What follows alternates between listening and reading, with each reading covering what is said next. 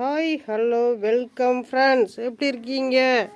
பாருங்கள், திமிலை மீன் கிடச்சிருக்கு. கனவலையில் 3 திமிலை மீன் கிடச்சிருக்கு. இது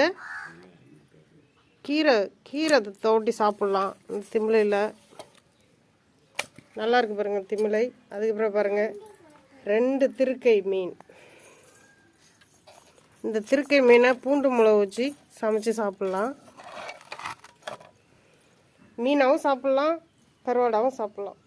அது குழந்தை பெற்ற பெண்களுக்கு கொடுக்கலாம். அதை மிளகு பூண்டு வச்சு நல்லா சமைச்சா கொடுத்தா நல்லாயிருக்கும். அவங்களுக்கு நல்லாயிருக்கும், குழந்தைங்களுக்கும் பால் ஊட்டுறது நல்லாயிருக்கும். பால் அதிகமாக சுரக்குன்னு சொல்லுவாங்க. இது பாருங்கள்,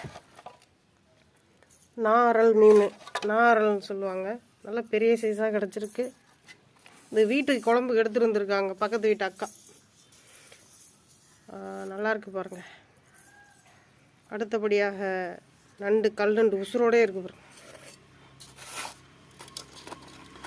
உயிர் இருக்கு ரொம்ப. மேயுது பாருங்க. இது பார்த்தீங்கன்னா அரல் மீன். அது நாக்குன்னு சொல்லுவாங்க.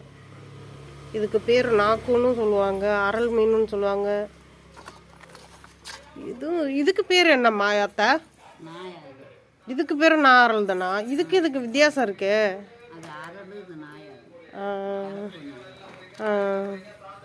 இது நாரல். இது கிலோ 400 ரூபாயா? இந்த அரல் 200 100 போகும்ல. இங்க 200 தான். இந்த இந்த இந்த தட்டை நாரல்லாம் 400 ஒரு கிலோ. ஒரு நண்டு இன்னும் உசுரோடே இருக்கு. நல்ல வேலை காலெல்லாம் புட்டு போட்டாச்சு. அப்புறம் பார்த்தீங்கன்னா சிங்கிரால் இருக்குது பாருங்கள். சிங்கிரால் இது சின்னது, பெருசும் இருக்கும். இது சின்னதாக மாட்டிருக்கு. இது உசுரோடவே இருக்குது. ரேட் அதிகம் தான். பெருசாக இருந்தால் ரேட் அதிகம். இது சின்னதாக இருக்குது. அதனால் வீட்டுக்கு சமைக்க எடுத்துகிட்டு வந்துட்டாங்க. பாருங்கள், பார்த்துட்டு லைக் பண்ணுங்கள், கமெண்ட் பண்ணுங்கள், ஷேர் பண்ணுங்கள், சப்ஸ்கிரைபர் பண்ணுங்கள். இது பாருங்கள், கோழி பாருங்கள், நண்டு திங்க வருது பாருங்க.